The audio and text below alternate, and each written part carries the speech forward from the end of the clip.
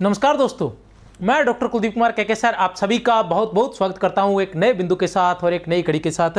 तो साथियों, आज हम करने जा रहे हैं वरिष्ठ अध्यापक की परीक्षा में विशेष रूप से लगा हुआ उपन्यास खून का टीका, यादवेंद्र शर्मा चंद्र, बीकानेर के यादवेंद्र शर्मा चंद्र द्वारा रचित खून का टीका। यादवेंद्र शर्मा चंद्र जो है वो बहुत ही महत्वपूर्ण उपन्यासकार थे, बहुत ही महत्वपूर्ण रचनाकार थे।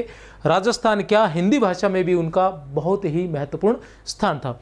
खून का टीका की बात करें तो हम इस पर 2 क्लासें करवाने वाले हैं। दोनों की दोनों क्लासें आज ही आ जाएंगी। पहली क्लास में क्या रहेगा कि इसका सारांश रहने वाला है। सारांश में हम क्या पढ़ेंगे? सारांश में हम पढ़ेंगे एक तो लेखक परिचय, यादवेंद्र शर्मा चंद्र जी का लेखक परिचय पढ़ेंगे। उसके बाद हम जो पात्र परिचय है वो पात्र परिचय पढ़ेंगे कि कौन सा पात्र क्या है, और उसके बाद हम उसका सारांश पढ़ेंगे। आज की जो क्लास रहने वाली है वो ऐसे नहीं है कि सारांश से तात्पर्य नाम मात्र का। सारांश इस प्रकार से बताया जाएगा कि पूरी कहानी आपके समझ में आ जाएगी। समझ में क्या आ जाएगी? जैसे ही प्रश्न आता है, कथन से संबंधित प्रश्न आता है, ठीक है ना, ये किससे संबंधित है, ये इससे संबंधित है, उससे संबंधित है, तो आपको जो है उस पूरी कहानी के बारे में पता चल जाएगा। मैं ये नहीं कहता कि इसमें मैं सारांश में सारे कथन कह दूंगा, क्योंकि कथन की तो बात अलग होती है। कथन का तो मतलब कोई भी कथन आ सकता है। पूरा उपन्यास है, ये कितने पेज का है? 153 पेज का है, यादवेंद्र शर्मा चंद्र कृत। इसे मैं 2 बार तो अच्छे से पढ़ चुका हूँ, और बाकी छोटा बड़ा प्रश्न बनाने के लिए न जाने कितनी बार पढ़ चुका हूँ, ठीक है ना। और दूसरी क्लास रहेगी, उसमें 105 प्रश्न, 125 प्रश्न रहने वाले हैं। तो 2 क्लासें रहेंगी, दोनों जरूर देखिए। आज की क्लास में भी मैं आपको बताऊंगा, क्योंकि जो खून का टीका उपन्यास है इसमें 2 चीज़ें हैं। एक तो हमीर है जो इसका नायक है, और दूसरी तरफ मालदेव जिसे इसे खलनायक के रूप में इसमें दिखाया गया है, ठीक है। तो हम हमीर और मालदेव की बात करते हैं। तो आप जब आज का सारांश देखेंगे तो आपको पता चल जाएगा कि कौन कौन इसमें पात्र थे और उनका आपस में क्या संबंध था, कौन किसका पिता था, और आज का जो उपन्यास है जो पढ़ेंगे उसका क्या उद्देश्य है, वो लिखने का क्या उद्देश्य था, और हमीर जो था वो कौन था, हमीर के पिता कौन थे, हमीर किस वंश से था, मालदेव कौन था, मालदेव से उसका युद्ध क्यों हुआ था, अलाउद्दीन खिलजी से उसका क्या संबंध था, उसके साथ उसका युद्ध हुआ था या नहीं हुआ था, मोहम्मद तुगलक के साथ हमीर का युद्ध क्यों हुआ था, और हमीर की तरफ से कौन कौन लड़ रहे थे या मालदेव की तरफ से कौन कौन लड़ रहे थे, और कौन स्वभाव से कैसा था, कौन हिंसा का पक्षधर था, कौन अहिंसा का पक्षधर था। ये सारी बातें भावात्मक रूप से आप पूरी तरह से इन बातों को समझ जाएंगे। तो उनके बारे में कुछ भी, चाहे आपने इसमें पढ़ा है चाहे नहीं पढ़ा, जैसे ही पात्र पढ़ेंगे और वहाँ सारांश पढ़ेंगे, उसके बाद अगर किसी के बारे में आएगा तो आप झट से पहचान जाएंगे कि नहीं, ये व्यक्ति तो हमीर की तरफ था तो ये ऐसा हो सकता है, और ये व्यक्ति जो है, ये पात्र जो है ये मालदेव की तरफ था तो ये ऐसा हो सकता है। एक बात, और जो विरोधाभासी थे पात्र थे उनके मैंने कथन भी लिखे हैं और उनके बारे में भी विशेष रूप से आपको बताने का प्रयास किया है। उपन्यास की बात करते हैं तो उपन्यास, ये जो उपन्यास है यादवेंद्र शर्मा चंद्र जी का है। वो कहते हैं कि थोड़ा सा मैं इसमें से बता दूं, राणा हमीर के जीवन की घटनाएं विवादास्पद है, उन्हें मैंने मानवीय दुर्बलताओं, सबलताओं, परिवेशगत संभावनाओं तथा सामयिक अनिवार्यताओं के आधार पर विश्लेषित करने की चेष्टा की है। किसका कथन है? यादवेंद्र शर्मा चंद्र का है। यादवेंद्र शर्मा चंद्र जी कहते हैं कि ये जो उपन्यास लिखा गया है इसमें सबसे अधिक किसी का योगदान है तो वो है इतिहासवेता भाई श्री गोविंद जी अग्रवाल। इतिहासवेता भाई श्री गोविंद जी अग्रवाल, और उन्होंने ही, इसमें एक नाम आया सिसोदेव उसका, और उन्होंने इसे किसे समर्पित किया है? इतिहासवेता को, इतिहासवेता मूता नैण सिंह को, कर्नल जेम्स टोड को, कविराज श्यामल दास को, गौरी शंकर हीराचंद ओझा को उन्होंने इसे समर्पित किया है श्रद्धा सहित। राजस्थान के इतिहास को प्रकाश में लाने वाले महान इतिहासवेता मूता नैण सिंह, कर्नल जेम्स टोड, कविराज श्यामल दास और गौरी शंकर हीराचंद ओझा। इस उपन्यास की जो पहली पंक्तियां हैं वो है मुझे बलिदान दो, मुझे बलिदान दो। इसके बारे में उपन्यास सारांश में पढ़ेंगे। पहले हम पढ़ते हैं लेखक परिचय। अगर अभी तक चैनल को सब्सक्राइब नहीं किया है तो चैनल को सब्सक्राइब कर लेना, और आज के सारांश की या कल के 125 वीडियो की अगर PDF चाहिए तो इस नंबर पर आप व्हाट्सअप कर देना 63 771 24 802। और संकुल मार्गदर्शन के नाम से अपना चैनल है, सब्सक्राइब कर लें, लाइक करें, मैसेज भी कर देना, और इसी नाम से अपना ऐप भी है, ठीक है ना, उसे भी डाउनलोड कर लें। वहाँ भी बहुत सी क्लासेज जो है वो निःशुल्क भी है और PDF भी वहाँ आपको उपलब्ध मिलेगी। देखते हैं यादवेंद्र शर्मा चंद्र, राजस्थान के सुप्रसिद्ध उपन्यासकार, राजस्थान के सुप्रसिद्ध उपन्यासकार, कहानीकार, नाटककार एवं हिंदी भाषा में लिखने वाले राजस्थानी लेखकों में अग्रणी लेखक श्री यादवेंद्र शर्मा चंद्र। जन्म 1932 ईस्वी में कहाँ हुआ था? बीकानेर में। ठीक है ना, नाम क्या है? यादवेंद्र शर्मा चंद्र। और जन्म कब हुआ था? 1932 में। कहाँ हुआ था? बीकानेर में। निधन कब हुआ था? 2009 ईस्वी में। कहाँ हुआ था? जयपुर में। राजस्थानी भाषा की पहली रंगीन फिल्म लाज राखो रानी सती, लाज राखो रानी सती, कौन सी फिल्म? राजस्थानी भाषा की पहली फिल्म लाज राखो रानी सती। लाज राखो रानी सती की पटकथा यादवेंद्र शर्मा चंद्र द्वारा लिखी गई थी। लाज राखो रानी सती, इनके द्वारा राजस्थान की सामंती पृष्ठभूमि पर कई सशक्त उपन्यास लिखे गए हैं। देखते हैं प्रमुख कृतियों की बात करते हैं तो सबसे पहले इनके आते हैं उपन्यास। उपन्यासों की बात करते हैं तो सबसे पहले जनानी ड्योढ़ी, एक और मुख्यमंत्री, 1000 घोड़ों पर सवार, ठीक है, देह गाथा माधवी की, 1000 घोड़ों पर सवार, धर्मवीर भारती का है ना, कौन सा है? 7 घोड़ों, 1000 घोड़े, याद दिमाग से निकल गया, क्या नाम अभी आ जाएगा, चलो 1000 घोड़ों पर सवार। इसी प्रकार का धर्मवीर भारती क्या है ना, वो सूरज का 7वां घोड़ा, यही है क्या? शायद यही है, सूरज का 7वां घोड़ा। दे गाथा माधवी की, खम्मा अन्नदाता, बीकानेर के रहने वाले हैं, खम्मा अन्नदाता। ढोलन कुंजकली, बहुत ही शानदार उपन्यास था। पहले ये असिस्टेंट प्रोफेसर के पाठ्यक्रम में लगा हुआ था, मैं इसे 3-4 बार पढ़ा था, बहुत ही शानदार। कभी वक्त मिले परीक्षा के बाद में तो एक बार इसे जरूर पढ़े। सन्यासी और सुंदरी, सन्यासी और सुंदरी, दिया जला दिया बुझा, कुर्सी गायब हो गई, अपराजिता, गुलाबड़ी, बहुत ही महत्वपूर्ण, सपना, मोहभंग, ये क्या है? सभी के सभी इनके उपन्यास है। अब इनमें क्या होता है?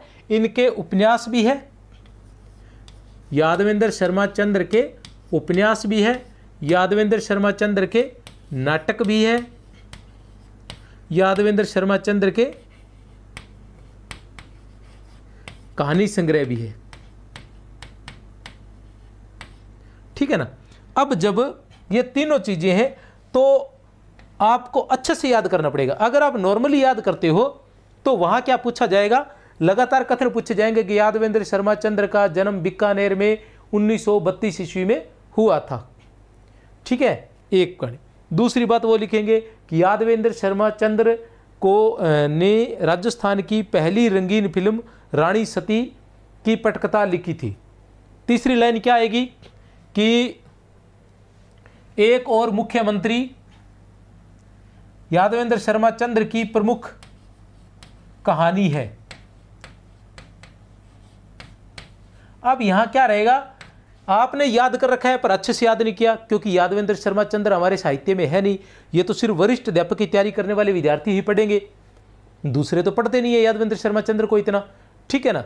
तो अब नॉर्मली हम तैयारी किसकी करते रहते हैं? नॉर्मली हम फर्स्ट ग्रेड की तैयारी करते हैं या आगे नेट की तैयारी कर रहे होते हैं, तो नॉर्मली यादवेंद्र शर्मा चंद्र जी बाकी तो आते रहते हैं, लेकिन ये बार बार आते नहीं है। इनको सिर्फ इनके लिए ही पढ़ना पड़ता है, वरिष्ठ अध्यापक के लिए ही, और वो भी 1 या 2 बार पढ़ा जाता है। तो ऐसी स्थिति में हम जल्दबाजी में हमें पता चलता है कि हाँ, एक और मुख्यमंत्री किसकी रचना है। हमें पता है कि एक और मुख्यमंत्री किसकी रचना है? यादवेंद्र शर्मा चंद्र की है। तो हम कहते हैं हाँ ये तो सही है, एक और मुख्यमंत्री यादवेंद्र शर्मा चंद्र की है। लेकिन हम भूल जाते हैं कि उसने क्या लिखा है? उसने लिखा है कहानी। तो ये क्या है? कहानी नहीं है, ये उपन्यास है। क्या है? ये उपन्यास है। ऐसी बातों का ध्यान रखना है, ऐसी स्थिति में ये गलत हो सकता है। तो इस तरह से आपने अलग अलग ध्यान रखना है कि रचनाएं ध्यान रखनी है। रचनाओं में आपने क्या ध्यान रखना है? रचनाओं में आपने ये बात ध्यान रखनी है कि उपन्यास कौन से हैं, नाटक कौन से हैं और कहानी संग्रह कौन से हैं। आगे चलते हैं। नाटक।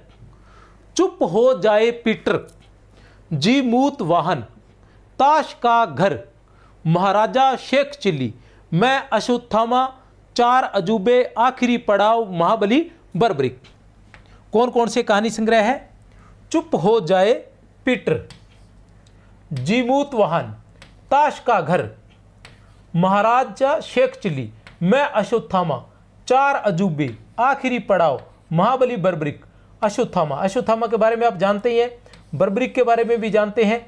आप जानते हैं कि अश्वत्थामा जो थे वो द्रोणाचार्य के पुत्र थे। उनको जो है श्री कृष्ण ने, महाभारत के दौरान श्री कृष्ण ने शाप दिया था, जिससे वो एक रोग से पीड़ित हो गए थे।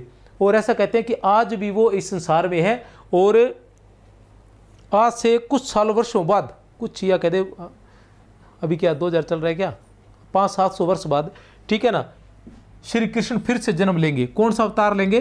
कल्कि अवतार।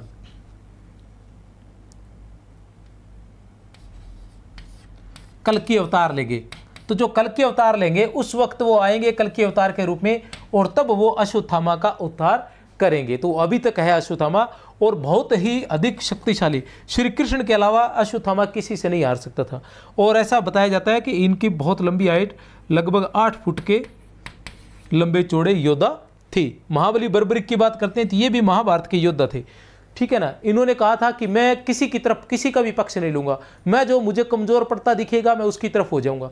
तो जब महाभारत का युद्ध चल रहा था तो बर्बरिक क्या करते कि जो भी कमजोर पड़ता उस तरफ हो जाते और दूसरे को कमजोर कर देते, फिर वो कमजोर पड़ता तो वो उस तरफ आ जाते, फिर उसको कमजोर कर देते, ठीक है ना। इस तरह से श्री कृष्ण ने कहा कि ये तो भाई पीछे पड़ा हुआ, ये सबको ही मार देगा, ये सबको ले बैठेगा, किसी को नहीं छोड़ेगा। तो ऐसी स्थिति में श्री कृष्ण ने फिर बर्बरिक को जो है मुक्ति दी थी। कहानी संग्रह, मेरी प्रेम कहानियां। कहानी संग्रह कौन कौन से? मेरी प्रेम कहानियां, याद रह जाएगा, कोई समस्या नहीं है। श्रेष्ठ आंचलिक कहानियां, याद रह जाएगा, कोई समस्या नहीं है।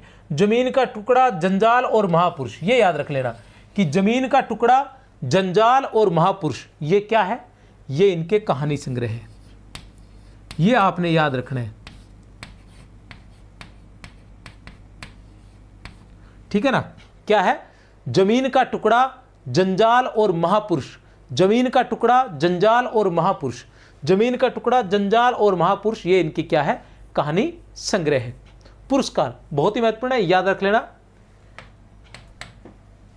कहानी संकलन जमारों के लिए, कहानी संकलन जमारों के लिए, किसके लिए? जमारों के लिए। उन्हें सन 1989 में, कब? 1989 में कौन सा पुरस्कार मिला था? साहित्य अकादमी पुरस्कार। कौन सा पुरस्कार? साहित्य अकादमी पुरस्कार से सम्मानित किया गया था 1989 में, याद रख लेना, महत्वपूर्ण है, ठीक है ना। जमारों के लिए 1989 में साहित्य अकादमी पुरस्कार।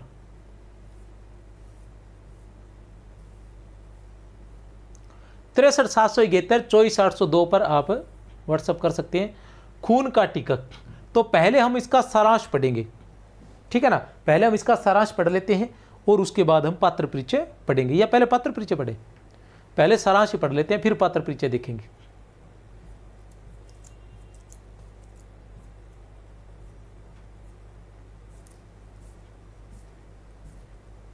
चलो पहले पात्र परिचय पढ़ते हैं, क्योंकि बाद में सारी कहानी क्लियर हो जाएगी, ताकि आपके समझ में आता रहेगा कि इसमें, इस कहानी में क्या है। एक तो है राणा रतन सिंह, कहानी क्या? उपन्यास में। खून का टीका जो उपन्यास है, इसमें कौन है? कहानी कहां से शुरू होती है? राणा रतन सिंह से।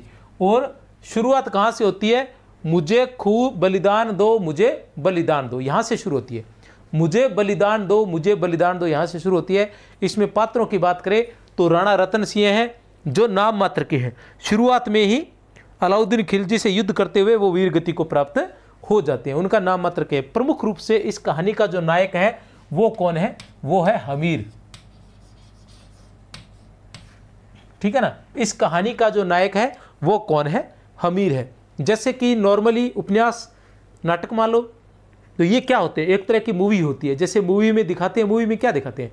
शुरुआत में पहले की जो मूवी, क्योंकि ये उपन्यास जो पुराना लिखा हुआ है, तो पहले जो उपन्यास थे या कहानियाँ थी वो एक जैसे होते थे। आजकल भी उपन्यास बदल गए, तो फिल्में भी बदल गई हैं। तो ये जैसे पुरानी फिल्में होती थी, क्या होता था पुरानी फिल्मों में? पुरानी फिल्मों में यही होता था कि जो विलन है उसने आक्रमण कर दिया है, या उसने आकर जो हीरो है उसके माता पिता या जो भी उसके रिश्तेदार वगैरह हैं सबको मार दिया है, और हीरो वहाँ से बचकर भाग गया है। उसकी माँ ने या उसके पिता ने या उसके चाचा ताऊ ने उसको बचा लिया है, वो बाहर चला जाता है। और या जैसे नॉर्मली उसकी माँ ने बचा लिया, माँ उसको लेकर भाग जाती है, फिर माँ उसको इतना मजबूत बनाती है कि वो अपने जो परिवार का बदला ले इसके विलेन से। तो उसी प्रकार की कहानी ये हमीर रासो है कि इसमें किस प्रकार युद्ध होता है। अलाउद्दीन खिलजी क्या है, आक्रमण करते हैं और चित्तौड़ पर वो राज कर लेते हैं, और हमीर जो होता है वो बाद में उसको प्राप्त करता है। उसकी माँ जो है उसे सभी युद्ध कलाओं में निपुण करती है, और एक वो महाबली योद्धा बनता है, और उसके बाद चित्तौड़ को पुनः प्राप्त करता है। ये इस प्रकार की कहानी है। तो कहाँ से शुरू होती है देखते हैं। पात्र परिचय। राणा रतन सिंह सिसोदिया वंश के राजा है, चित्तौड़ के शासक है, एक लिंगेश्वर के दीवान है। चित्तौड़ के जो राजा हुआ करते थे वो अपने आप को राजा न कहकर दीवान कहा करते थे। वो कहते थे राजा तो एक लिंगेश्वर है, उनके जो कुल गुरु है, कुल देव जो है एक लिंगेश्वर, वो है राजा, हम तो उनके क्या है, दीवान है। ये सिसोदिया वंश है। राणा रतन सिंह का कौन सा वंश था, सिसोदिया वंश था। ठीक है। उसके बाद आता है लक्ष्मण सिंह या लाखा। लक्ष्मण सिंह या राणा लाखा राणा रतन सिंह के विश्वास पात्र योद्धा है, 12 पुत्रों के पिता है। ये अपने पुत्रों को राजा पर न्यौछावर करने वाले हैं। अरि सिंह व अजय सिंह के पिता है। अब कहानी यहीं से शुरू होती है। लक्ष्मण सिंह है, ये अपने कर्तव्य का निर्वाह करते हैं, और वो चलती हुई कहानी आगे तक जाती है। कैसे जाती है वो भी मैं बता दूं कि क्या है। राणा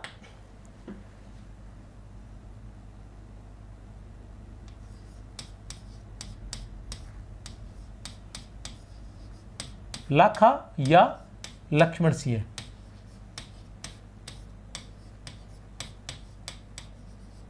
ठीक है। अब ये क्या है, ये है रतन सिंह के विश्वास पात्र हैं। किसके हैं, रतन सिंह के विश्वास पात्र हैं। अब ये बात कब की चल रही है, ये बात चल रही है 1303 ईस्वी की। 1303 ईस्वी में क्या हुआ था, 1303 ईस्वी में अलाउद्दीन खिलजी ने, किसने, अलाउद्दीन खिलजी ने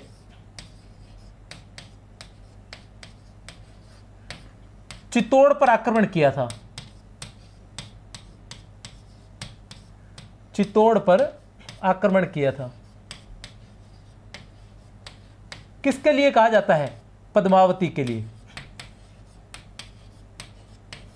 ठीक है ना। उस वक्त राजा कौन थे चित्तौड़ के, राणा रतन सिंह। राणा रतन सिंह उस समय चित्तौड़ के राजा थे, ठीक है ना। और अलाउद्दीन खिलजी ने पद्मावती को प्राप्त करने के लिए 1303 में आक्रमण किया था। और ये जो कहानी शुरू होती है ये वहाँ से होती है कि चित्तौड़ पर राणा जो अलाउद्दीन खिलजी है उसने आक्रमण कर दिया है, लेकिन गढ़ के दरवाजे न खुलने से वह बाहर पड़ाव डालकर बैठा हुआ है लंबे समय से। और अब अंदर की स्थिति क्या है, अंदर की स्थिति ये क्या है कि जो सेना के लिए या वहाँ की प्रजा के लिए अन्न जल की जो भी व्यवस्था होती है उसमें कमी पड़ गई है, और अब और अधिक समय तक वो नहीं रुक सकते हैं अंदर, ठीक है। अब उन्हें दरवाजे खोलने पड़ेंगे और युद्ध करने के लिए जाना ही पड़ेगा। तो ऐसी स्थिति बनी हुई है। ऐसी स्थिति में क्या होता है, राणा लाखा को एक स्वप्न आता है, और स्वप्न में उनकी कुल देवी आती है, और कुल देवी कहती है कि मुझे बलिदान चाहिए, मुझे बलिदान चाहिए। अब राणा लाखा किसके विश्वास पात्र है, रतन सिंह के। तो वो रतन सिंह के बाद पास राज दरबार में आते हैं, और वो कहते हैं कि मेरे कुल देवी ने मुझे रात को स्वप्न में आकर, स्वप्न में आई थी, और उसने कहा कि मुझे मतलब बलिदान चाहिए, और बलिदान भी राजवंश से चाहिए। तो राणा लाखा जो है ये भी राजवंश से ही होते हैं, ठीक है। तो तब क्या करते हैं कि ये कहते हैं कि भी किसी एक को जाना पड़ेगा। तो फिर कहते हैं कि कौन जाएगा। तब इनके जो पुत्र होते हैं, ठीक है ना, इनके जो पुत्र होते हैं, इनके कितने पुत्र बताए गए, 12 पुत्र बताए गए हैं। लेकिन इनके यहाँ कितने पुत्र बताए गए हैं, यहाँ 2 पुत्र बताए गए हैं। एक का नाम है अरसी या अरिसी है, और दूसरे पुत्र का नाम है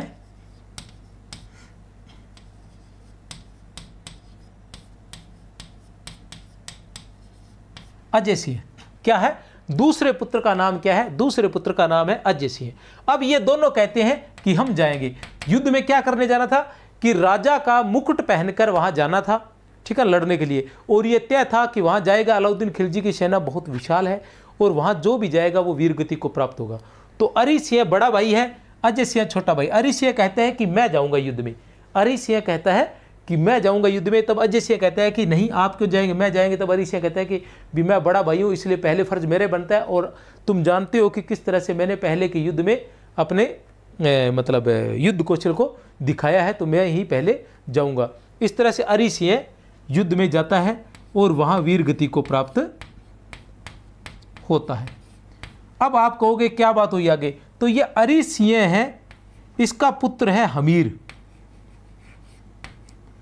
इसका पुत्र कौन है, इसका पुत्र है हमीर, और यही हमीर इस कहानी का नायक है। अब जो अलाउद्दीन खिलजी जब आक्रमण करते हैं तो उस आक्रमण में राणा रतन सिंह भी मारे जाते हैं, राणा रतन सिंह भी मारे जाते हैं, राणा लाखा भी मारे जाते हैं, अरिश सिंह भी मारा जाता है, और लगभग सभी मारे जाते हैं। लेकिन राणा लाखा जो है अजय सिंह को पहाड़ों में भेज देते हैं, यह कहकर भेज देते हैं कि अगर हम सभी युद्ध से पहले, युद्ध शुरू करने से पहले, कि अगर कहीं हमें हार का सामना करना पड़ा, अगर हम कहीं हार गए तो तुम फिर से अपनी शक्ति को एकत्रित करना और चित्तौड़ को फिर से शत्रुओं के हाथ से फिर से प्राप्त कर लेना। ऐसा कहकर इनको जंगलों में भेज देती हैं। ये चले जाते हैं जंगलों में और वहीं पर रहने लग जाते हैं। अभी तक हमीर नहीं आया है। हमीर क्या है कि अरिश सिंह जब युद्ध में जाता है तो युद्ध से पहले वह सोचता है, क्या सोचता है कि अरिश सिंह सोचता है कि वह एक बार कुछ समय पहले ही जंगल में शिकार खेलने के लिए जाता है। शिकार खेलने के लिए जाता है तो वहाँ वह एक ग्राम वाला जो उसे शिकार खेलने के लिए मना करती है, वह बताती है कि किसान के लिए धरती ही उसकी माता है, इससे बढ़कर उसके लिए कुछ नहीं है, ये फसल ही उसकी माता है। तो वो, और तुम लोग शिकार के बहाने मेरी फसल, हमारी फसल बर्बाद करते हो। तो वह इस तरह से बात करती है एक राजकुमार से, इससे क्या नाम है, अरिश सिंह से। तो और मतलब वह जो अरिश सिंह है वो उसके बात करने के तरीके पर या उसके सौंदर्य पर मुग्ध हो जाता है और उससे विवाह कर लेता है। इस बात का किसी को भी पता नहीं होता है। वह वहाँ ही रहने लग जाता है लंबे समय तक, और फिर वहाँ से वापस जब घर आता है, इधर से क्या घर आता है तो अपने पिता को बताना चाहता है। कौन है पिता? लक्ष्मण सिंह। लक्ष्मण सिंह को बताना चाहता है, लेकिन घर पर ऐसा माहौल होता है कि युद्ध का होता है, कि युद्ध शुरू हो चुका होता है। तो वह फिर भी वह जाते हुए बता देता है, लेकिन ऐसे माहौल में लक्ष्मण सिंह ज़्यादा उस बात पर गौर नहीं करता है। और फिर वह तो वीरगति को प्राप्त होता है, लेकिन वह ग्राम वाला ग्राम में ही होती है, ठीक है ना। और वहाँ वह हमीर को जन्म देती है, और हमीर किसका बेटा होता है? अरिश सिंह का बेटा होता है। और उससे ग्राम वाला को ध्यान रहता है कि किस तरह से चित्तौड़ जो है वो अलाउद्दीन खिलजी के हाथ में चला गया है। तो वह अपने पुत्र को उसी प्रकार सभी युद्ध कलाओं में निपुण करती है। उसे तलवारबाजी है, घुड़सवारी है, भाला फेंक है, सभी में उसको निपुण करती है और एक महाबली योद्धा बनाने का प्रयास करती है। और अजय सिंह यह भी इनसे जुड़ा हुआ है। बाद में अजय सिंह तो जब बड़ा हो जाता है तब पता चलता है। अजय सिंह जंगलों में घूमता रहता है। अब अजय सिंह का क्या होता है कि फिर ये अजय सिंह से मिलते हैं और फिर ये मतलब चल के आगे क्या करते हैं कि चित्तौड़ को वापस प्राप्त करते हैं। पूरी कहानी जो है वो सारांश में पढ़ेंगे, ठीक है ना। ये बता दूं थोड़ा सा सारांश आपको फिर बता दूं। यहाँ क्या होता है, यहाँ क्या, जब ये बड़ा हो जाता है तो इधर क्या करते हैं, चलो बता ही देता हूं मैं। अजय सिंह जो है ये जंगलों में घूमते रहता है। यहाँ इनको एक मुंजा बालेचा है, मुंजा बालेचा। कौन है ये? भील है, और एक प्रकार का डाकू है और बहुत ही बलशाली योद्धा है। ये अजय सिंह को तंग करता रहता है। ये अजय सिंह को अक्सर इनका जो सैनिक पड़ाव रहता है या इनके सैनिक होते हैं तो उनको लूट लेता है। ये बड़ा परेशान रहता है। अजय सिंह के 2 बेटे हैं। अजय सिंह के 2 पुत्र हैं। कौन है वो 2 पुत्र? वो 2 पुत्र हैं, एक है अजीत सिंह,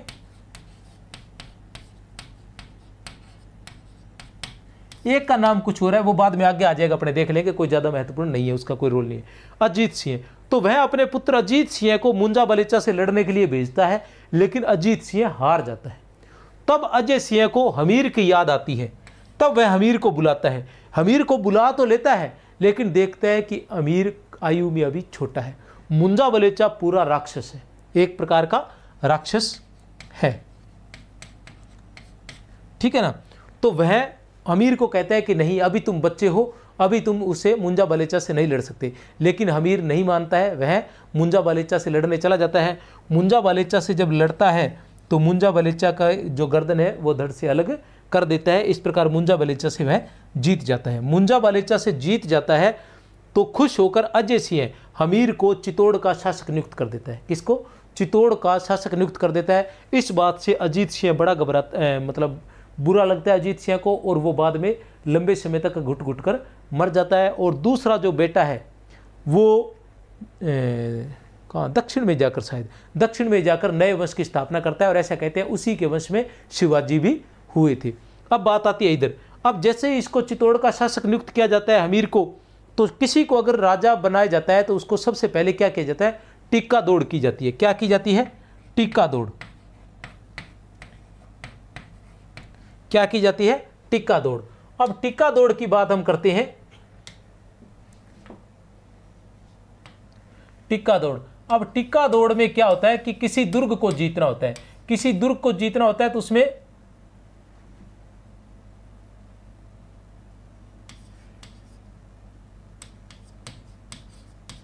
सीरिया का बालेचा दुर्ग, ऐसा ही कोई नाम होगा, थोड़ा आगे पीछे होगा, वहां देख के पता चल जाएगा।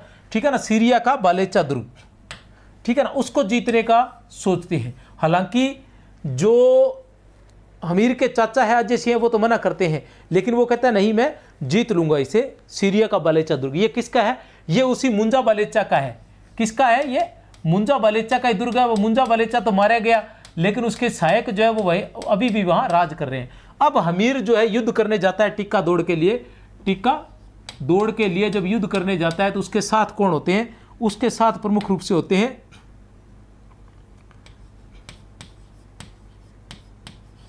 पवन सिंह, पवन सिंह का छोटा भाई खेत सिंह। इनका पूरा परिचय हम पढ़ेंगे, चिंता नहीं करें।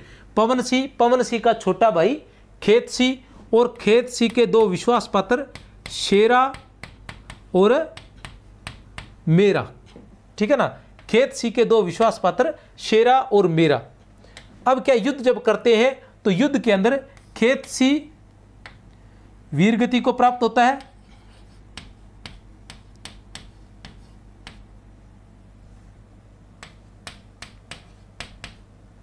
और शेरा और मेरा में से, शेरा और मेरा में से शेरा जो है ये भी वीरगति को प्राप्त होता है, और हमीर को वहां विजय मिलती है। हमीर को विजय मिलती है। अब हमीर क्या क्या है? हौसला बढ़ जाता है, और वह कहता है कि मैं अब चित्तौड़ पर आक्रमण करूंगा और मालदेव को हराऊंगा। किसको? मालदेव। अब इसमें कौन कौन से युद्ध हुए ये युद्ध भी मैं नोट करवा देता हूं आपको। ठीक है ना? कितने युद्ध हुए आप सारे ध्यान रख लेना। एक नंबर पर कौन है? हमीर और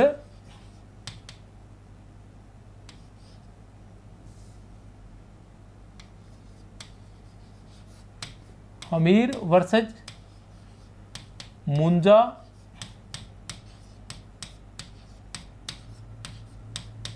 बालेचा। ठीक है? दूसरे की बात करें, इसमें जीता कौन है? हमीर। दूसरा हमीर, ठीक है ना? हमीर क्या है? टिक्का दौड़।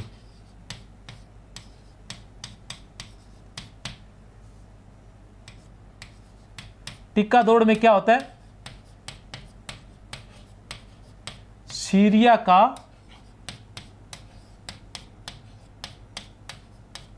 बालेचा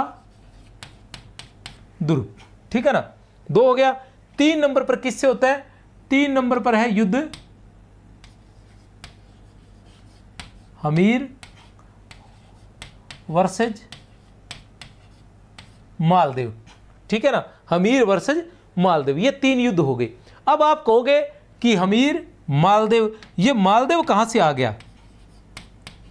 ये मालदेव कहां से आ गया? क्योंकि चित्तौड़ किसने जीता था? चित्तौड़ तो अलाउद्दीन खिलजी ने जीता था।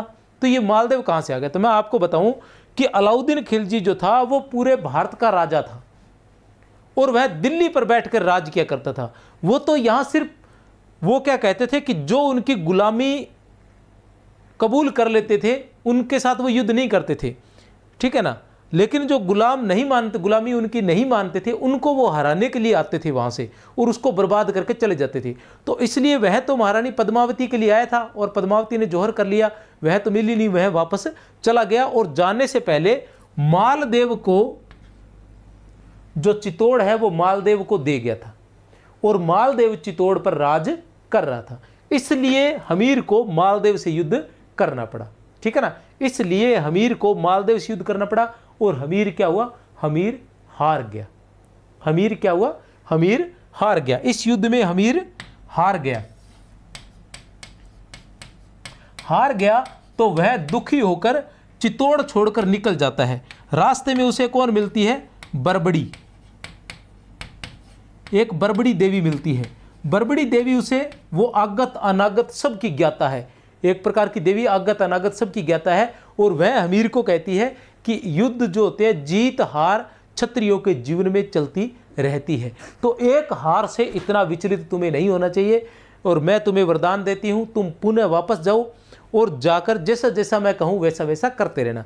तुम जो वापस जाओगे तो जाते ही तुम्हें एक लड़की के विवाह का निमंत्रण आएगा, तुम्हें वह स्वीकार कर लेना है। वही लड़की तुम्हें क्या है, चित्तौड़ का शासक बनाएगी या चित्तौड़ का राज्य पुनः प्राप्त दिलवाएगी तुम्हें। ठीक है ना। तो जैसे ही वहाँ से बरबड़ी देवी से मिलकर, और वह कहती है कि जब भी जरूरत हो तो मेरा बेटा बारू, ठीक है ना, बारू को मैं भेज दूंगी, बारू को मैं तुम्हारी सहायता के लिए भेज दूंगी अपने बेटे। अब वो कहाँ आता है, चित्तौड़ में आता है। तो चित्तौड़ में मालदेव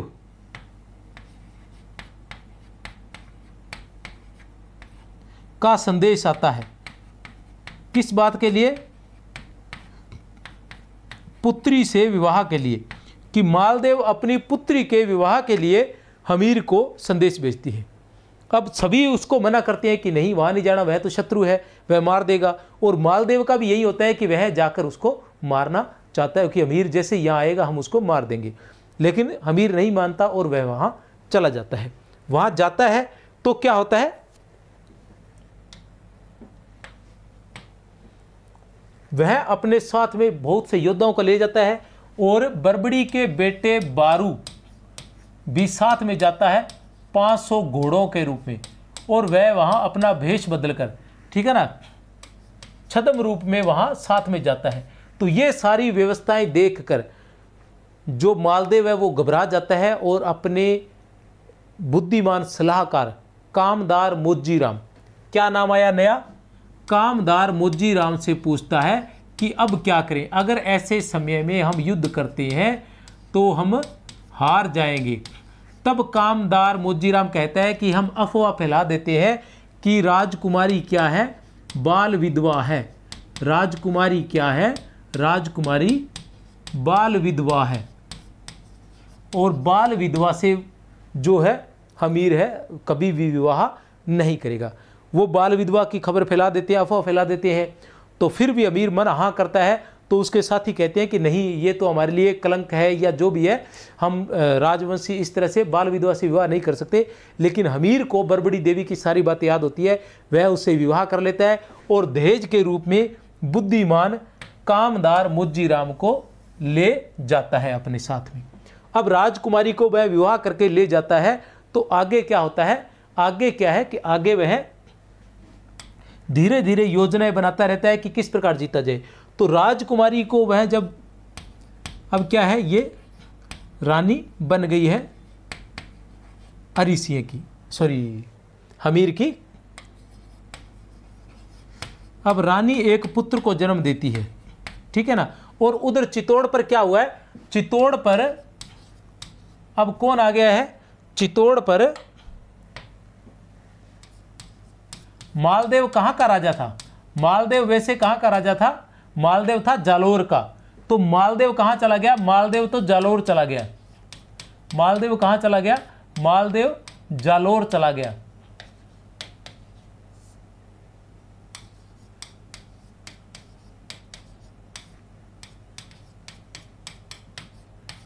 मालदेव कहाँ चला गया, मालदेव जालोर चला गया। और यहाँ वो किसको बना गया, अपने बेटे जेसा को, अपने बेटे जेसा को यहाँ का राज्य बना दिया।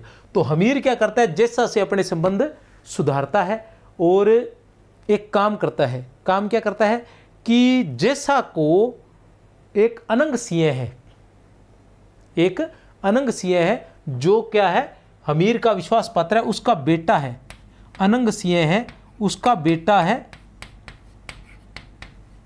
जीवन सिंह। अब जीवन सिंह क्या करता है,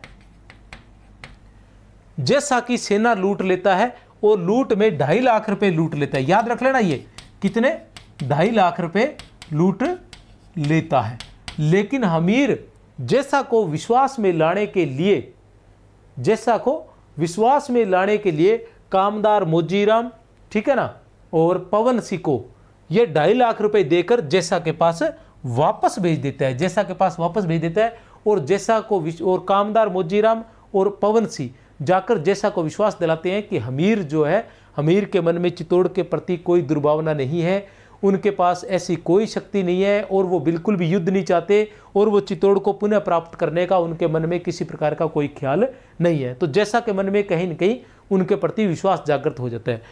अब कुछ दिनों बाद एक कहानी और बनाते हैं हमीर। क्या कहानी बनाता है कि रानी को और कामदार, अब रानी क्या है, रानी हमेशा इस गम में रहती है या दुखी रहती है। वो कहती है कि मैं बाल विधवा हूँ और मैं एक प्रकार की मतलब इस वंश पर कलंक हूँ।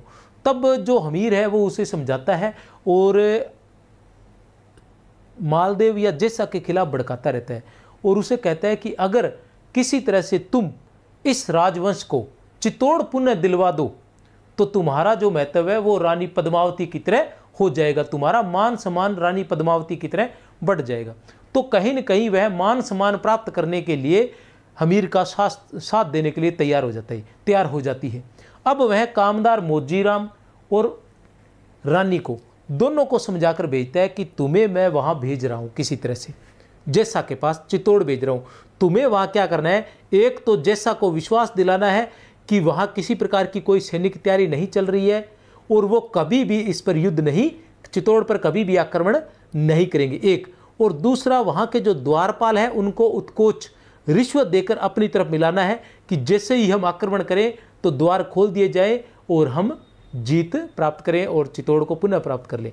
ऐसा कह के वो भेजते हैं और वो ऐसा ही करते हैं। दोनों जाते हैं, कौन, रानी, क्योंकि दोनों वहाँ के बारे में अच्छी तरह से वाकफ थे, चित्तौड़ के बारे में, क्योंकि वहीं रहे हुए थे। रानी वहाँ जाती है और साथ में कौन जाता है, कामदार मोजीराम, वो भी वहीं का रहने वाला था। दोनों वहाँ जाते हैं और जाकर जैसा को विश्वास में लाते हैं और जो द्वारपाल है उनको रिश्वत देते हैं। अब इधर से हमीर उन पर आक्रमण करता है। जब आक्रमण करता है तो हमीर जीत जाता है, हमीर जीत जाता है। इस जीत में क्या होता है, हमीर का एक विश्वास पात्र महायोद्धा, विश्वास पात्र महायोद्धा अनंग सिंह मारा जाता है। कौन मारा जाता है, अनंग सिंह। अब ये कौन सा युद्ध है, अब ये है 4 नंबर युद्ध, ये याद रख लेना।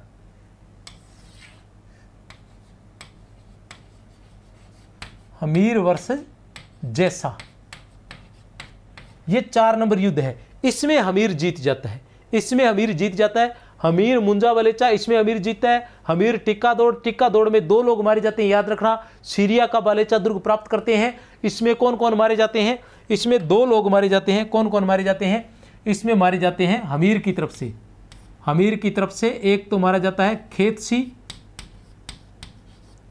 और दूसरा मारा जाता है शेरा। ये 2 लोग मारे जाते हैं। अब हमीर मालदेव वाला, इसके अंदर किसी का जिक्र नहीं है, लेकिन हमीर जैसा के युद्ध में इसमें कौन मारा जाता है, अनंग सिंह मारा जाता है। अब जैसा हार जाता है। जैसा हारने के बाद क्या करता है, जैसा हारने के बाद जाता है दिल्ली।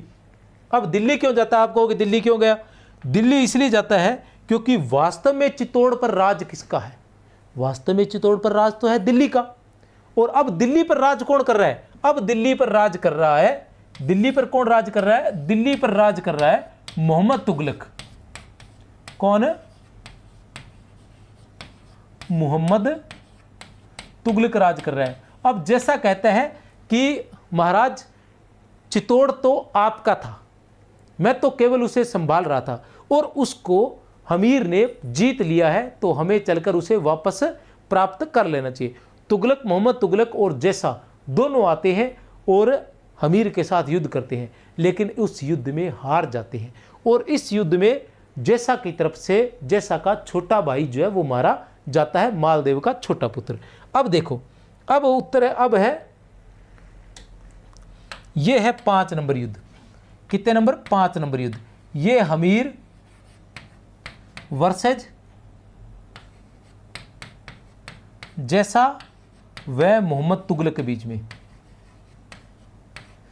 अब दोनों को पकड़ लेता है, क्या करता है? हमीर दोनों को पकड़ लेता है, लेकिन जैसा गिड़गिड़ाने लग जाता है। वो कहता है कि मैं तुम्हारी गाय हूं, तुम जैसा करोगे वैसा करोगे, जहां चित्तौड़ का पसीना बहेगा वहां मेरा खून बहेगा, मुझे बख्श दो। तो हमीर को दया आ जाती है और वह जैसा को कुछ जागीरें देकर उसे बख्श देता है। और तुगलक, मोहम्मद तुगलक को नहीं मारता, क्योंकि बार बार युद्ध करने से चित्तौड़ की स्थिति जो है वो बहुत ही कमज़ोर हो चुकी होती है। आर्थिक रूप से, सैनिक रूप से वह बहुत कमज़ोर हो जाता है। तो उसको पुनः सुदृढ़ करने के लिए, उसको पुनः शक्तिशाली बनाने के लिए उसे धन की ज़रूरत होती है। तो वह मोहम्मद तुगलक को मौत के घाट उतारने के बजाय धन प्राप्त करना ज़्यादा अच्छा समझता है। तो वह मोहम्मद तुगलक से कुछ जो आय देने वाली जो रियासतें हैं वो प्राप्त कर लेता है और 50 लाख रुपए नगद प्राप्त करके मोहम्मद तुगलक को भी छोड़ देता है। इस तरह से अमीर विजय प्राप्त करता है और चित्तौड़ का पुनः राजा बन जाता है। अब पढ़ते हैं पात्र परिचय। राणा रतन सिंह, लक्ष्मण सिंह लाखा बात कर चुके हैं। अरि सिंह कौन था? अरि सिंह लाखा का ज्येष्ठ पुत्र था। लाखा का ज्येष्ठ पुत्र था। राणा लाखा या राणा लक्ष्मण सिंह हमीर का पिता था। अरि सिंह अलाउद्दीन के साथ युद्ध में वीरगति को प्राप्त हुआ था। अजय सिंह कौन है? लाखा का दूसरा पुत्र है। अरि सिंह का छोटा भाई है, अहिंसा का पक्षधर है। इनके 2 पुत्र है, अजीत सिंह और सुजान सिंह। मैंने कहा था क्योंकि अजीत सिंह जो है वह तो घुट घुट कर मर जाता है और सुजान सिंह दक्षिण में चला जाता है और वहां पर क्या है, एक नए वंश की स्थापना करता है और उसी में अलाउद्दीन खिलजी। 1303 ईस्वी में चित्तौड़ पर आक्रमण और चित्तौड़ में केवल राख ही प्राप्त होती है। ठीक है ना। राणा हमीर, अरि सिंह व ग्रामबाला का पुत्र, मेवाड़ का शासक, योद्धा, मानवीय संवेदना से युक्त पराक्रमी योद्धा। मानवीय संवेदना से क्योंकि वह उनको छोड़ देता है, किसको? जैसा को भी छोड़ देता है और मोहम्मद तुगलक को भी। मालदेव जालौर का शासक है, जैसा वह हरि सिंह का पिता।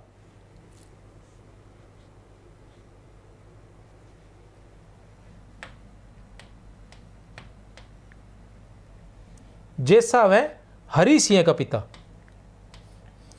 जैसा वह हरि सिंह का पिता, हमीर की पत्नी का पिता, मतलब हमीर का ससुर भी था। ये आपस में ही परिवार वाले लड़ रहे थे देखा जाए तो, क्योंकि मालदेव ससुर था, ठीक है ना, और हमीर मालदेव का दामाद था, जैसा उनका साला था, वो जीजा थे। तो आपस में लड़ते रहते थे।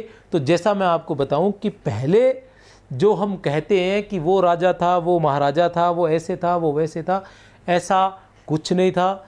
सब पहले जो एक ही बात थी, राजा मतलब राजा, उसके लिए कोई कुछ नहीं है, वो किसी को भी मारकर राजा बन सकता है। जैसे मुगलों के काल में होता था कि अक्सर वो अपने पिता को ही मारकर, या मुस्लिम राज्य था उस वक्त, वो अपने पिता को मारकर ही। तो ये यहाँ नहीं है। जहाँ भी रहा है राजा सिर्फ राजा होता था, राजा सिर्फ राजा होता था, वो किसी के लिए कुछ नहीं होता था, उसके लिए सिर्फ राज्य ही महत्वपूर्ण होता था। और राणा हमीर, अरि सिंह व ग्रामबाला का पुत्र, ठीक है ना, मालदेव जालौर का शासक, जैसा वह हरि सिंह का पिता, हमीर की पत्नी का पिता। तो ये आपस में ही लड़ते रहते थे और यही कारण था कि बाद में इसी लड़ाई का फायदा उठाकर ही तो, ठीक है ना, भी मुगल साम्राज्य की स्थापना हुई थी यहाँ पर, और इसी लड़ाई का फायदा उठाकर बाद में अंग्रेज यहाँ आ गए थे। ठीक है। मालदेव का बड़ा पुत्र, जैसा मालदेव, ऐसा कहते हैं कि मोहम्मद गोरी जो था, मोहम्मद गोरी को किसने बुलाया था? ऐसा कहा जाता है जयचंद ने बुलाया था।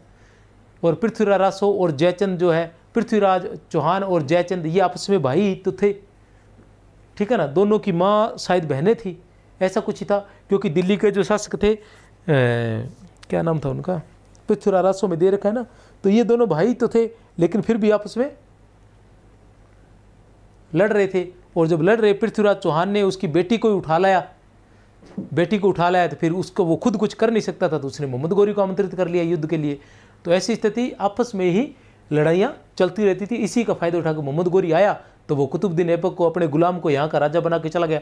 मतलब उनकी हालत देखो भी, वो इतने शक्तिशाली थे कि एक गुलाम को पूरे भारत का राजा बनाकर वो चले जाते हैं, और पीछे से वो गुलाम ही कुतुबुद्दीन ऐबक राज करता है। फिर उसके बाद उसका दामाद जो इल्तुतमिश है वो राज करता है। फिर इल्तुतमिश की जो बेटी होती है रजिया सुल्ताना, वो मतलब उस पर राज करती है पूरे भारत पर। तो ये लगातार जो प्रक्रिया ये वहीं से चली थी कि दूसरों को बुलाने पे। और बाद में जब अंग्रेज आए तब भी ये स्थिति थी कि हम आपस में लड़ते रहते थे, और अंग्रेज धीरे धीरे आए, फिर हम अंग्रेजों की सहायता रहते। ये राजा अंग्रेजों की सहायता लेके दूसरे राजा को हरा देता था, और वो सहायता, जिसकी सहायता लोगे उसके तो आप गुलाम होंगे ही, ठीक है ना। किसी की हम सहायता लेते हैं, हम किसी के मांगने जाते हैं तो पहले हम खुद मर जाते हैं, कहने का मतलब, ठीक है ना। मांगने जाना, सहायता मांगना एक ही बात है ना। जब सहायता मांगते थे तो फिर उसकी बात माननी पड़ती थी, ठीक है ना। तो धीरे धीरे करके वो शक्तिशाली हुए। एक राजा उसकी बात मान रहा था, 2 राजा मानने लगे, 3 मानने लगे। फिर लोगों को पता चलने लगा कि जिसकी तरफ अंग्रेज है वही शक्तिशाली है, तो सब अंग्रेजों की आव भक्त करने लगे, राजा को, उसको सेवा देने लगे, और उसको ज़्यादा से ज़्यादा तवज्जो देने लगे। तो अंग्रेज धीरे धीरे बढ़ते गए, शक्तिशाली हो गए, अंग्रेजों का राज हो गया। तो आपस की लड़ाई लेकर बैठ गई थी। जैसा मालदेव का बड़ा पुत्र, चित्तौड़ के युद्ध में अनंग सिंह को मौत के घाट उतारने वाला पराक्रमी योद्धा, जैसा मालदेव का बड़ा बेटा था, मालदेव का छोटा बेटा हरि सिंह युद्ध में अमीर द्वारा मारा जाता है। ये कौन से युद्ध में मारा जाता है? ये दूसरे युद्ध में मारा जाता है, जब मोहम्मद तुगलक और वो सारे आते हैं। हाँ, तभी मुंजा बालेचा भील सरदार है, मुंजा बालेचा भील सरदार है, जिसे सबसे पहले, जिसे अमीर मार देता है, जिसे सबसे पहले हमीर जिसे सबसे पहले मारता है वो मुंजा बालेचा है। भील सरदार है मुंजा बालेचा, जिसे अजीत सिंह हार जाता है।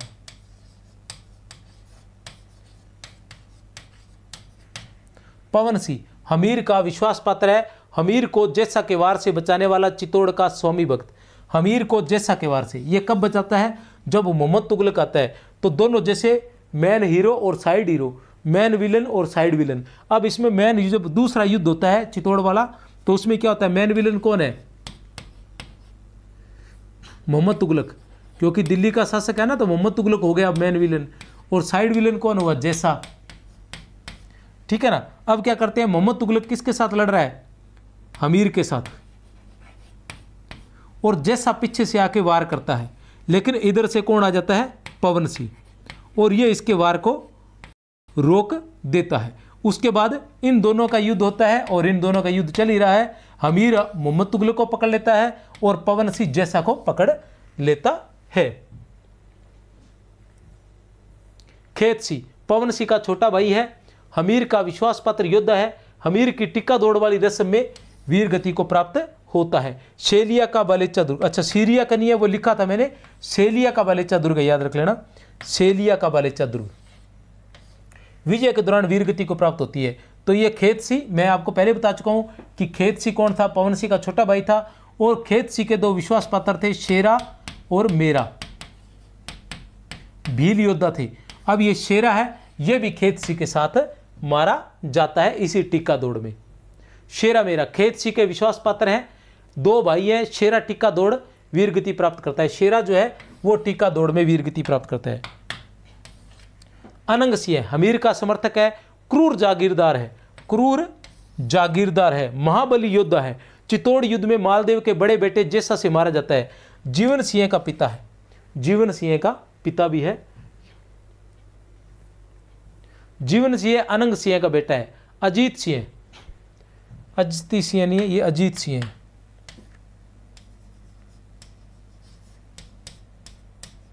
अब देखो मैंने तो सारे पात्र वात्र याद रख लिए। अजय सिंह का पुत्र है, पिता अजय सिंह द्वारा भतीजे अमीर को राणा बनाने पर घुट घुट कर मर गया। सुजान सिंह अजय सिंह का पुत्र है, पिता से नाराज दक्षिण में जाकर नए वंश की नींव डाली। इसी वंश में आगे चलकर वीर शिवाजी का जन्म हुआ था। चारण अमरदान अहिंसा का समर्थक है, शांति प्रिय कवि है, राणा अमीर का राज कवि है।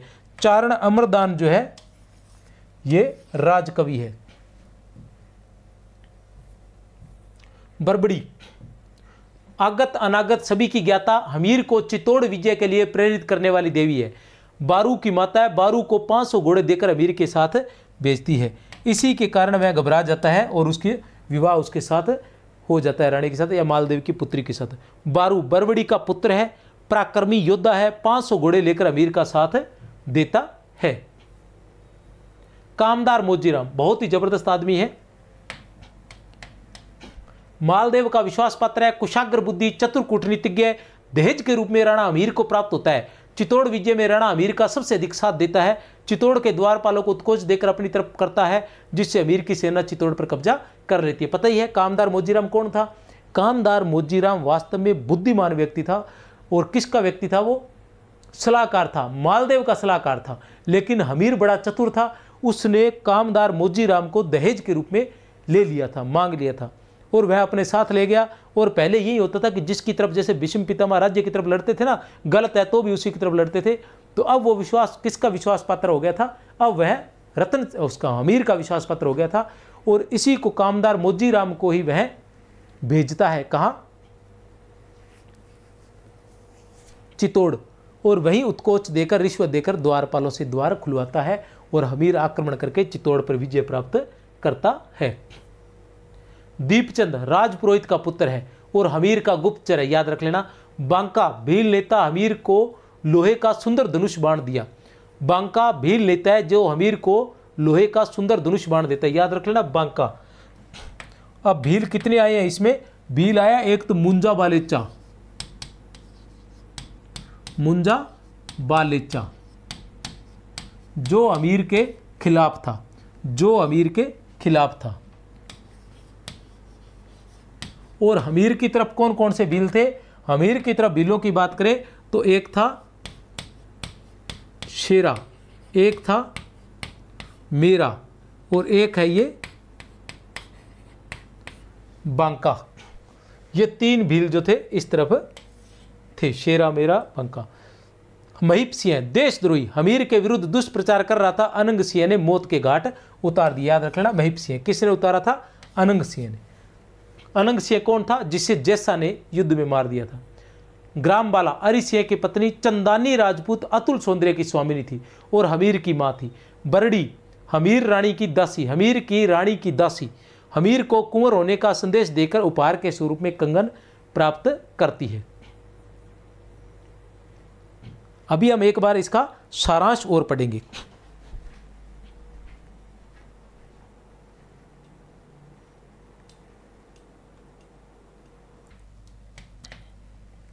अरि सिंह गांव में शिकार खेलने जाता है, वहीं एक ग्रामबाला पर वे मोहित हो जाते हैं।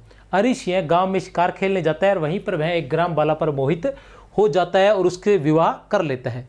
ठीक है ना, समझ गए? अरि सिंह, ग्रामबाला, ये बात कब हो रही है? लेकिन कहानी जो उपन्यास है वो तो शुरू होता है मुझे बलिदान दो, मुझे बलिदान दो से होता है, राणा लाखा से होता है, फिर रतन सिंह से होता है, यहाँ से।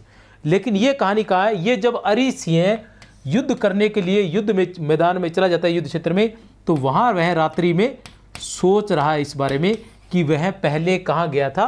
वह एक ग्रामबाला से मिला था और उससे उसने विवाह किया था। अरि सिंह युद्ध में वीरगति प्राप्त करता है। चित्तौड़ में सभी मारे जाते हैं। अरि सिंह का छोटा भाई बचकर जंगलों में रहने लग जाता है। छोटा भाई हम पढ़ चुके हैं, कौन था? अजय सिंह। अजय सिंह स्पीड से करवा दूंगा सारांश, क्योंकि सारांश पहले एक बार करवा चुका हूं आपको। जंगलों में रहने लग जाता है। इधर ग्रामबाला एक वीर पुत्र को जन्म देती है, जो कौन है? हमीर। बालक बड़ा होकर राणा हमीर बनता है। खून का टीका उपन्यास का नायक कौन है? हमीर है। हमीर अपनी विधवा माता देवी के संरक्षण में, विधवा माता देवी एक जगह नाम आया है, याद रख लेना। ग्रामबाला और विधवा माता देवी के संरक्षण में ऊनवा गांव में, ऊनवा गांव में, कौन से गांव में? ऊनवा गांव में रहता है। वहां सभी युद्ध कलाओं में निपुणता हासिल करता है। थोड़ी सी स्पीड बनाएंगे, क्लास लंबी हो गई है। हमीर कहता है, क्या कहता है हमीर? कि मैं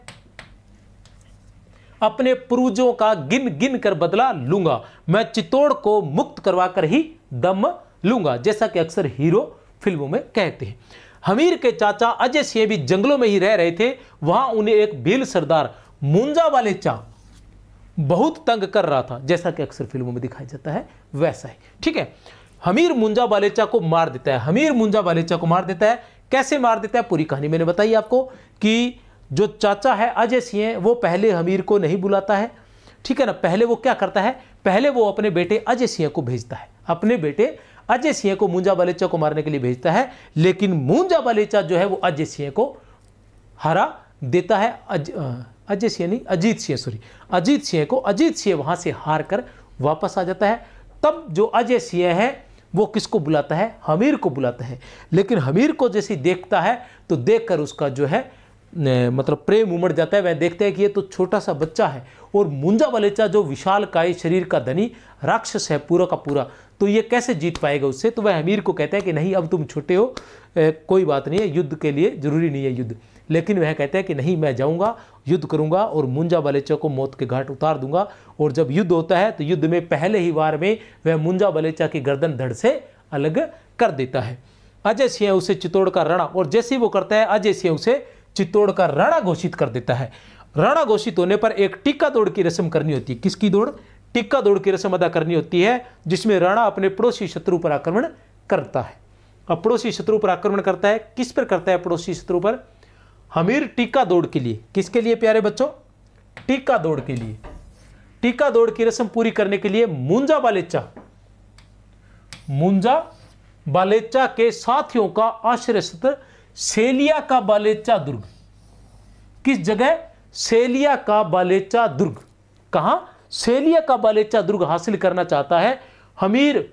पवन सिंह के कौन कौन जाते हैं वहां सेलिया का बालेचा दुर्ग प्राप्त करने के लिए, हमीर, पवन सिंह के छोटे भाई खेत सिंह, हमीर, पवन सिंह का छोटा भाई खेत सिंह और खेत सिंह के दो भील सेवक शेरा और मेरा की सहायता से वो विजय प्राप्त कर लेता है। इस युद्ध में शेरा और खेत सिंह बार बार बताया आपको वीर गति को प्राप्त करते हैं। शेरा कौन है, मेरा का भाई है, खेत सिंह कौन है, पवन सिंह का भाई है। दोनों किसकी तरफ से युद्ध लड़ रहे हैं, हमीर की तरफ से। कौन सी दौड़ में, टिक्का दौड़ में। क्या प्राप्त करते हैं, सेलिया का बालेचा दुर्ग। अब उसने निर्णय लिया कि वह चित्तौड़ पर आक्रमण करेगा। अब भाई साहब पूरो जोश चढ़ गयो, दो बंदा रगड़ दिया आपा। अब आपा की पर करांगा आक्रमण, अब आपा चित्तौड़ पर आक्रमण करांगा और चित्तौड़ ने जीत गिरवांगा। अब अजय सिंह ने समझाया कि बेटा अभी अपने इतने शक्तिशाली नहीं है, मालदेव जो है वो बहुत शक्तिशाली है, उसकी विशाल सेना है और उससे हम जीत नहीं सकते। पर भाई जैसे ना वो जो हमीर है, हमीर को एक जोश था, एक जुनून था। जैसे ही हम एक परीक्षा पास कर लेते हैं ना, जैसे ही हम तृतीय श्रेणी अध्यापक भी बन जाते हैं ना, तो हमें ऐसा लगता है कि अब हमारे लिए RS IAS कुछ नहीं है, मैं अब RS की तैयारी करूंगा, अब मैं IAS की तैयारी करूंगा। हालांकि जो जानकार होते हैं वो बताते हैं कि इतना आसान नहीं है, तृतीय श्रेणी अध्यापक बनना और RS बनना और IAS बनना, इनमें बहुत अंतर है। लेकिन उसे लगता है कि नहीं, मैं तो कुछ भी कर सकता हूँ। हाँ, जो पहली बार में बन जाता है, आसानी से बन जाता है, वो जो बार बार मेहनत करने के बाद बना उसको तो पता है कि भैया तृतीय श्रेणी अध्यापक भी कैसे बने हैं, जानते हैं, अब आगे इतनी हिम्मत नहीं है, ठीक है ना। लेकिन जो पहली बार में बन जाते हैं कहीं, तो उनको बहुत ज़्यादा हिम्मत हो जाती है। अब हमीर को बहुत अधिक हिम्मत हो गई। अब उसको था कि चाचा मेरे साथ में है, अब क्या है, अब हम जीत जाएंगे आराम से। जैसे वो कहते हैं ना कि वो बाहुबली में कहता है ना कि मामा जब तक तू मेरे साथ में है मुझे मारने वाला पैदा नहीं हुआ, ठीक है ना। तो वैसे ही अजय सिंह भाई, अब क्या है कि पहाड़ी, अजय सिंह कहता है, सॉरी हमीर कहता है कि पहाड़ी चूहों की भांति जीवन निर्वाह करने से अच्छा है कि एक दिन सम्मान की मृत्यु पा जाए। अब भैया जोश पूरा है, अब जीत गिरांगा। हमीर का साथ अनंग सिंह देता है। हमीर का साथ एक अनंग सिंह है, महाबली योद्धा है, क्रूर जागीरदार है और युद्ध प्रिय है। वो कहता है कि मैं साथ दूंगा, ठीक है ना। जो राजपूत कहता है कि जो राजपूत युद्ध के बिना रहता है वह अवश्य ही वर्ण संकर होता है। जो राजपूत युद्ध के बिना रहता है वह अवश्य ही वर्ण संकर होता है। चित्तौड़ के इस युद्ध में मालदेव ने हमीर को हरा दिया। अब भैया जोश जोश में हार गया। मालदेव शक्तिशाली अनुभवी राजा था, ठीक है ना, जालोर के राजा था। अब मालदेव को क्यों हरा दिया पता ही आपको, मैं कहानी बता ही चुका हूं। क्योंकि चित्तौड़ किसने जीता था, चित्तौड़ तो अलाउद्दीन ने जीता था। लेकिन अलाउद्दीन कहां का राजा था, वो तो दिल्ली का राजा था। और वो चित्तौड़ किसको देकर चला गया था, मालदेव को देकर चला गया था। अब चित्तौड़ पर राज कौन कर रहा था, मालदेव कर रहा था। इसलिए हमीर को चित्तौड़ को प्राप्त करने के लिए किससे युद्ध करना पड़ा, मालदेव से करना पड़ा। अब हमीर हार गया। हारने के बाद हमीर निराश हो गया और वह निराश होकर चित्तौड़ छोड़कर चला जाता है। चलते चलते गुजरात के खोड़ गांव में, याद रख लेना कहां जाता है, गुजरात के खोड़ गांव में वह देवी बरबड़ी, गुजरात के खोड़ गांव में देवी बरबड़ी के दर्शन करता है, जो आगत अनागत सब जानती है। समझ गए? देवी बरबड़ी जिसका बेटा बारू था। बरबड़ी कहती है, राणा जी आप निराश हो उठे हैं, युग युग से जय पराजय के खेल इस आंगन में होते आए हैं। इसका तात्पर्य यह नहीं है कि मनुष्य नाश के परिणाम से परिचित होकर कर्म को छोड़ दे। नाश के परिणाम से परिचित होकर हार नहीं माननी चाहिए इंसान को। कुछ भी क्यों ना हो जाए जीवन के अंदर, हार किस लिए माननी? जब तक जिंदा है तब तक लड़ते रहो ना। ठीक है। बरबड़ी कहती है कि अब चित्तौड़ लौट जाओ, आपको विवाह का निमंत्रण आएगा, उसे स्वीकार कर लेना। उस लड़की का आगमन ही विजय का आधार रहेगा। अब वह कहती है कि जब आवश्यकता हो मुझे सूचना देना, मैं 500 घोड़े और अपने बेटे बारू को तुम्हारी सहायता के लिए भेज दूंगी। चित्तौड़ पहुंचती यह घटना होती है। मालदेव सोनकर ने अपनी पुत्री के विवाह का नारियल अमीर को भेज दिया। अब मालदेव जो इसका शत्रु था उसने ही अपनी पुत्री के विवाह का भेज दिया। और पहले क्या होता था, ऐसा होता था कि अपनी पुत्रियों के विवाह अन्य राजाओं से कर दिए जाते थे अपने राज्य को बचाने के लिए। और कभी कभी ऐसा भी होता था कि उस राजा को मारने के लिए अपने गुप्तचर के रूप में अपनी पुत्री को, अपनी बहन को भी वहां भेज दिया जाता था। तो यहाँ भी मालदेव की ये स्थिति है इस उपन्यास के अनुसार कि मालदेव ने कहा कि विवाह का निमंत्रण भेजेंगे, हमीर यहाँ आएगा और हम अमीर को मौत के घाट उतार देंगे। हमीर इसे स्वीकार करता है। साथियों के मना करने पर वह उन्हें खोड़ गांव की पूरी कहानी सुनाता है। हमीर पूरी तैयारी के साथ चित्तौड़ पहुंचता है। छद्म रूप में बारू व उसके 500 घोड़े भी साथ रहते हैं। ठीक है, चलते आगे। मालदेव विवाह के बहाने हमीर को मारना चाहता था, लेकिन हमीर की सेना में व्यवस्था देखकर घबरा जाता है। पिंगा भैया पसीना छूटने लग गया। बिड़ क्यों अब की करा, ये तो भैया सेना पूरी तकड़ी तैयार करके आ गया, अब लड़ा तो मारा जाएगा। अब करा के या तो छोरी ब्यानी पड़ेगी और या फिर मरना पड़ेगा, दोनों में एक काम तो करना ही पड़ेगा। अब देखो आगे क्या हुआ। मालदेव अपने सलाहकार मोजीराम के पास जाता है। अब मालदेव क्या करता है, अपने सलाहकार मोजीराम बुद्धिमान व्यक्ति है, वह कहता है कि हम इस स्थिति में तो युद्ध नहीं कर सकते, यदि युद्ध किया तो पराजय निश्चित है। ऐसी स्थिति में एक उपाय है, हम यह बात फैला देते हैं कि राजकुमारी बाल विधवा है। अब मोजीराम जी कहते हैं कि अपने एक अफवाह फैला देते हैं कि राजकुमारी बाल विधवा है। सिसोदिया राजकुमार किसी भी स्थिति में उससे विवाह नहीं करेंगे और खाली हाथ लौट जाएंगे। हमीर को मां बरबड़ी की बात याद थी, वह विवाह कर लेता है। वो कहता कोई बात नहीं, उसे पता था कि यही मुझे राजा बनाएगी और वह उससे विवाह कर लेता है। हमीर दहेज में कामदार। अब सबसे बुद्धिमान व्यक्ति कौन था मालदेव का, वो था कामदार मोजीराम। तो वो कामदार मोजीराम को मालदेव के खिलाफ भड़काता रहता है। अब वह यह चाहती है कि उससे, अच्छा अब ये पूरी बात यहां लिखी नहीं गई, यहां क्या है, हमीर दहेज में कामदार मोजीराम को मांग लेता है। ठीक है ना। और यहां आएगा कि हमीर रानी को, हमीर अपनी रानी को मालदेव के खिलाफ भड़काता रहता है। अब वह भी यही चाहती है कि उसके पति चित्तौड़ पर विजय प्राप्त करे। वह उसको कहता रहता है, क्योंकि उस रानी के कहीं न कहीं दिल पर एक बोझ है। बोझ क्या है, बोझ ये है कि वो बाल विधवा है और उसका चित्तौड़ वंश में कोई भी मान सम्मान नहीं है। अब वो मान सम्मान प्राप्त करना चाहती है और राणा हमीर जो है वो बड़ी चालाकी से उसे कहता है कि अगर तुम चित्तौड़ दिलवा दो पुनः, अगर तुम चित्तौड़ पुनः दिलवा दो तो तुम्हारा भी मान सम्मान रानी पद्मावती के समान हो जाएगा। इसलिए वह रानी पद्मावती के समान मान सम्मान प्राप्त करने के लिए तैयार हो जाती है अपने पिता के खिलाफ। ठीक है ना। हमीर एक योजना बनाता है। इस योजना में वह अनंग सिंह के बेटे जीवन सिंह द्वारा मालदेव के बेटे जैसा के लुटे हुए 2-2.5 लाख रुपए लौटाने का निर्णय लेता है। वह किसी तरह जैसा को विश्वास में लाना चाहता है। जैसा अनंग सिंह का बेटा था, नाम था जीवन सिंह। अनंग सिंह महाबली योद्धा या जागीरदार था, क्रूर जागीरदार। उसका बेटा था जीवन सिंह। वो क्या करता है, जैसा से 2-2.5 लाख रुपए लूट लेता है और उसको विश्वास में लाने के लिए हमीर उसे वापस पहुंचाता है। किसके माध्यम से पहुंचाता है, हमीर पवन सिंह और मोजीराम। हमीर क्या करता है, पवन सिंह और मोजीराम को धन देकर जैसा के पास भेजता है। वह दोनों वहां काफी दिन रुकते हैं और जैसा को विश्वास में लाते हैं। फिर हमीर एक चाल और चलता है और अपनी रानी को कहता है कि तुम अपने भाई जैसा को पत्र लिखो। जैसा को पत्र लिखो, क्या लिखो कि मैं नवजात शिशु को लेकर चित्तौड़ आना चाहती हूँ, शिशु पर कुल देवता का दोष है, अतः गढ़ देवता का पूजन करना जरूरी है। मैं नवजात शिशु को लेकर चित्तौड़ आना चाहती हूँ, शिशु पर कुल देवता का दोष है, अतः गढ़ देवता का पूजन करना जरूरी है। हमीर रानी वह कामदार मोजी राम को यह कहकर चित्तौड़ भेज देता है कि तुम्हें मुख्य द्वारपालों को उत्कोच देकर अपने पक्ष में करना होगा। यदि यह काम हो गया तो तुम्हारी प्रतिष्ठा महारानी पद्मिनी के समकक्ष हो जाएगी। रानी ने वहां जाकर अपने भाइयों को अपने पक्ष में ले लिया और उन्हें विश्वास दिलाया कि हमीर के पास युद्ध करने के लिए न ही तो हथियार है और न ही योद्धा। भाई कौन? भाई है जैसा, जैसा और हरि सिंह, जैसा और हरि सिंह। पवन सिंह का पुत्र जैत सिंह संदेश लेकर आया कि रानी हमीर को की विजय के सभी उपाय प्रारंभ कर दिए हैं। पवन सिंह का पुत्र जैत सिंह, पवन सिंह का एक पुत्र है जैत सिंह, याद रख लेना जैत सिंह। इसको पात्र परिचय में हमने नहीं पढ़ा था। पवन सिंह का पुत्र है जैत सिंह। पवन सिंह का भाई कौन था? खेत सिंह था, ठीक है ना। संदेश लेकर आया कि रानी ने हमीर की विजय के सभी उपाय कर दिए।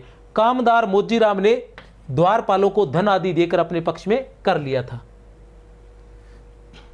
युद्ध प्रारंभ हुआ। राणा हमीर ने सेना को 3 टुकड़ी में विभाजित किया। पहली टुकड़ी, दूसरी टुकड़ी, तीसरी टुकड़ी। पहली, दूसरी, तीसरी। पहली का नेतृत्व अनंग सिंह, दूसरी भील योद्धा मेरा के अधीन थी, शेरा मेरा जो थे ना, मेरा के अधीन, और तीसरी जैत सिंह के अधीन थी। जैत सिंह कौन था? पवन सिंह का पुत्र था, ठीक है। राणा हमीर उस टुकड़ी का नेतृत्व करेंगे जो सबसे पहले चित्तौड़ में प्रवेश करेगी। पाड़नपोल के निकट भयंकर युद्ध हुआ। कहां हुआ? पाड़नपोल के निकट। पाड़नपोल के निकट भयंकर युद्ध हुआ। कहां हुआ था? पाड़नपोल के निकट। ये कौन सा युद्ध था? ये हमीर और जैसा वाला युद्ध, क्योंकि मालदेव वाले में तो हार गया था। ये कहां हुआ था? पाड़नपोल में। याद रख लेना, चाहो तो स्क्रीनशॉट ले लेना इसका। इतने युद्ध किए थे, ठीक है ना। पाड़नपोल में युद्ध में मालदेव के पुत्र जैसा द्वारा अनंग सिंह मारा गया था। यहां कौन मारा गया था? यहां अनंग सिंह मारा गया था। कौन मारा गया था? यहां इस युद्ध में अनंग सिंह मारा गया था। यह लिखा हुआ है, अनंग सिंह मारा गया था। अनंग सिंह से पुत्र को गढ़ का मुख्य रक्षक अनंग सिंह के पुत्र को गढ़ का मुख्य रक्षक नियुक्त किया गया। अनंग सिंह का पुत्र कौन था? जीवन सिंह, जिसने जैसा से धन लूटा था वो वाला। पवन सिंह मेरा और बारू को राज सम्मान प्रदान किया गया। पवन सिंह मेरा और बारू को। कामदार मोजी राम ने इस विजय का सारा श्रेय रानी को देते हुए उसे पद्मिनी सम्मान बताया। पद्मिनी के सम्मान बताया। पुरोहितों ने इसका विरोध किया। उन्होंने कहा कि रानी बाल विधवा है, यह पद्मिनी के सम्मान कैसे हो सकती है। तब कामदार मोजी राम ने रहस्य से पर्दा उठाया। उठाते हुए सारी कहानी सुनाकर बताया कि रानी के बाल विधवा होने की कहानी असत्य है, क्योंकि ये कहानी तो उन्होंने ही झूठी बनाई थी। उधर जैसा मोहम्मद तुगलक के पास, जैसा यहाँ से हारकर कहाँ चला जाता है? मोहम्मद तुगलक के पास सेना के साथ युद्ध लड़ने आ गया। मतलब मोहम्मद तुगलक के पास चला जाता है। वो जाके, जैसे मैं बता चुका हूँ कि जैसा मोहम्मद तुगलक के पास जाता है दिल्ली, और उसे कहता है कि चित्तौड़ जो दिल्ली का था और वो हमीर ने वापस ले लिया है, तो आप चलिए और अपना चित्तौड़ पुनः प्राप्त कीजिए। इसलिए मोहम्मद तुगलक आता है, ठीक है ना। सिगोली में कहाँ युद्ध हुआ? सिगोली में। कहाँ युद्ध हुआ था? सिगोली में। लिख लो, सिगोली में।